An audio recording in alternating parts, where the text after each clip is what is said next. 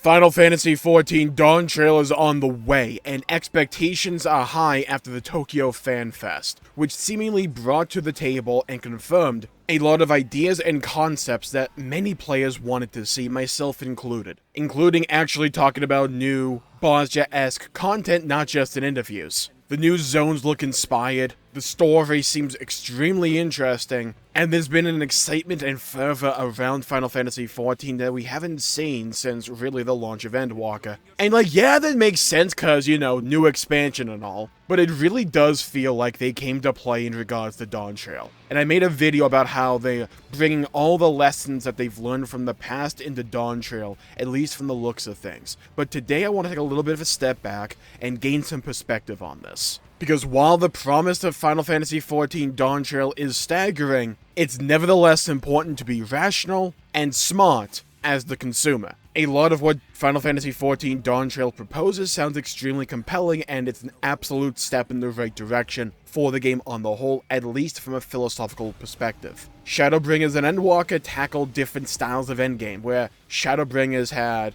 Ishgard Restoration and Bozja, whereas Endwalker had another deep dungeon and variant dungeons. Dawntrail seemingly will have all four, and that to me is great news because it's more content to round out Final Fantasy XIV's endgame loop, and I think one of the greatest strengths of Final Fantasy XIV is the fact that there are so many different styles and flavors of content and gameplay that you can enjoy and partake in, that you could walk away from one pillar of it and go to another and spend so much time just in the world of Final Fantasy XIV. I loved that in Shadowbringers because Ishgard Restoration and Bozja were both so far up my alley. But in Endwalker, I didn't really put much time into the deep dungeon or variant dungeons. They just weren't my cup of tea, or I just had different preferences at that time. But giving me access to all four, that's really compelling. It makes me want to play the game more. But are there any concerns that we should have going into Dawntrail? Absolutely. And while I tend to look at myself as a little bit of an optimist when it comes to games, especially games that have given me a reason to be an optimist, like Final Fantasy XIV,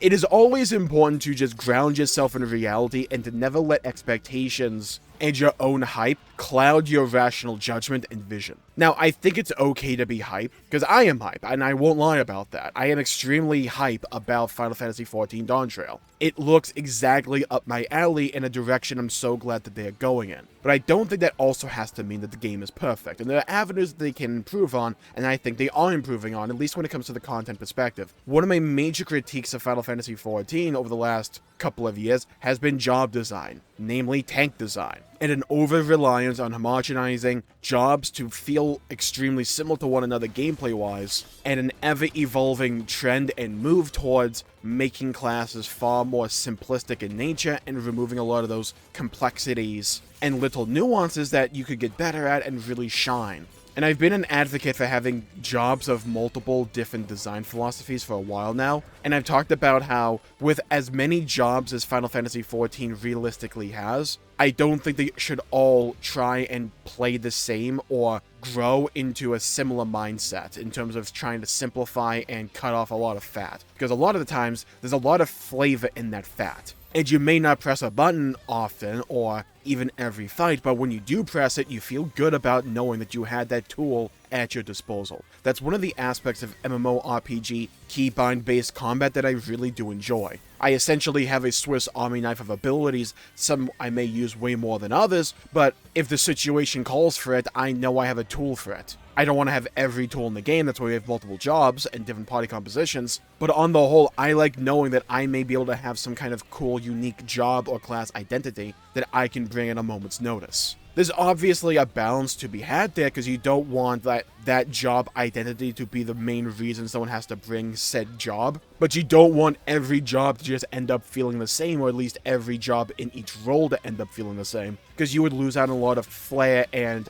uniqueness, mechanically speaking, that gives jobs cool identities to begin with. And I feel tanks, more than anything else, at least in my experience, have gravitated far too over on that side of the spectrum, and I would love to see a reversion in that philosophy going into not Endwalker, but Dawntrail. Now, it's important to note, I said it's important to be realistic. We don't know what kind of overarching changes they're going to make for job design going into Dawntrail.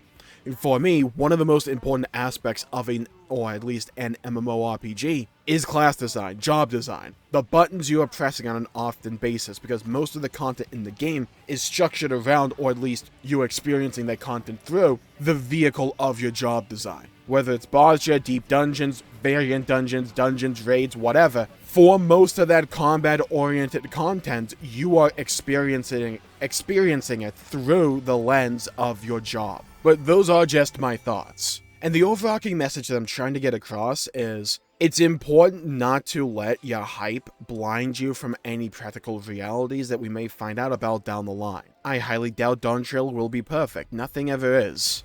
And I've said before how one of the main reasons I'm so excited for the future of Final Fantasy XIV is because, at least in terms of most of the game, the development team seems really receptive to feedback. They want to take that feedback into account to make a better game. At least that's more true on an often basis than it isn't in my experience. So being able to provide that feedback in a fair, balanced way is important, not just for informing other consumers, but also the development team if they want to make changes based on said feedback, like they did back during the Bosja Southern Front going into Zadnor, where they took genuine community feedback into account to make changes to make the experience going into Zadnor a better experience and an overall more fun time, which I feel they kinda did. I love Final Fantasy XIV. I love the game to death, and that's the reason I'm willing to talk about it, but also its pros and its cons. Incentivization, the reward structure surrounding variant dungeons and deep dungeons could be better, but those also kind of fall back into more systemic overarching issues for the Final Fantasy XIV formula that could maybe get a peek at later down the line, if not in Dawntrail. And I wanted to see more content that incentivizes and has me going out and about with more and more people to remind me on a more often basis that we're playing an MMORPG. But I'm kind of getting that with Cosmic Exploration and the new field operation. See what I mean? A lot of people missed that kind of content, made their voices known, and now in Dawntrail we're getting some version of that content back, alongside the new stuff they experimented with in Endwalker. And for me, that's great. I don't want to see Final Fantasy XIV stagnate. I want to see them try new things and just throw things at the wall to see what sticks. Having a rigid release schedule and formula for the content cadence can be really beneficial to the consumer, but I also don't want them to just rest on their laurels and never try anything new. At least they are. It may not work initially, but at least they're willing to try and give it the benefit of the doubt and to keep iterating on it and trying to make it better and better. Eureka was panned when it first came out, and there's a lot of people who have never gotten over that first impression of Eureka. They could have abandoned that entire pillar of content and never touched it again, but we got Bosja, and all of a sudden, the hype and fervor for field operations has become so much that we're seeing them again in Dawntrail. Because I tend to find that when it comes to Final Fantasy XIV, more often than not, it's not a philosophical issue when it comes to these new gameplay implementations, it's just execution. And when you take feedback into account and you play the game yourself, which they clearly do, and you are willing to iterate on it over time, and work off of what succeeded and call out what didn't, and maybe introduce new aspects to bolster those good aspects, you can turn something that was reviled when it first came out en masse into something that people really hold close to their chest and love. But also, being realistic about a lot of this stuff, and not letting your hype overcloud your judgment, is important for a very simple reason. Final Fantasy XIV costs money. Dawntrail's gonna cost money. Your sub cost costs money. And you need to be honest with yourself as to whether or not the game is worth it for you, and if you would find more enjoyment if you took that money elsewhere. I'm subscribed to Final Fantasy XIV because I love the game, I enjoy the game, and I like being able to log in and just relax in the world, run some dungeons, get some more loot, prepare for Dawntrail, level up some jobs, whatever. But at the end of the day, you are a consumer, and what you deem valuable is an extremely personal experience. Chances are, if you're watching this video, you're already a fan of Final Fantasy XIV, and there's nothing wrong with that. And there's nothing wrong with being hyped or excited about a game. I'm extremely excited about Dawntrail. If I haven't made that obvious over the last week or so. The game seems extremely promising, and there's a lot of aspects to the game that show me that they're trending in the right direction more often than not. And I don't normally side with people that say don't get excited or hyped up about a game. For me, it's all about the levels. and always in the back of your mind allowing that rational side of you to exist. Because I like getting excited for Final Fantasy XIV. I love theory crafting, I love thinking about the new content that is to come and getting excited about it, then finally being able to dive into it and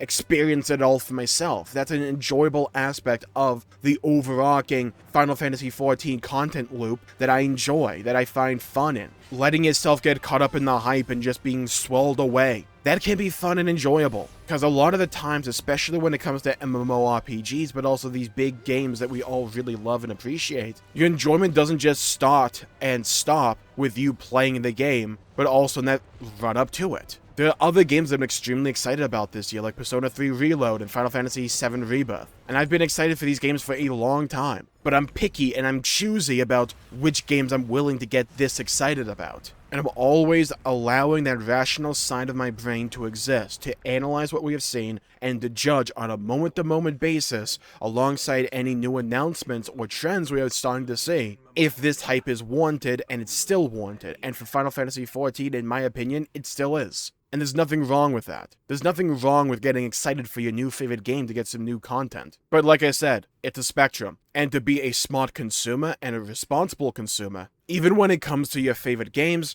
you have to allow that rational side of your brain to exist, so that you don't get clouded in your own hype for something and end up regretting it in the long run. Chances are I'm not going to regret Dawntrail, but at the end of the day, those are only chances. Why play a game of chance when I can stack the deck? To do my research, to understand there's a far greater likelihood I'm going to love and cherish this game than not. But there's still a big question mark for me when it comes to Dawntrail and as job design. We'll have to wait and see in that regard. But you can also make this argument in the other direction, where sometimes we allow our pessimism and cynicism to overcloud our rational judgment and obfuscate something that we may genuinely enjoy and love. Maybe you've been burned by Final Fantasy XIV in the past for whatever reason. The question should be, though, do you want to let that thing that burned you in the past prevent you from possibly finding joy in something coming up that you would otherwise find joy out of if it weren't for the grudge you may be holding, for whatever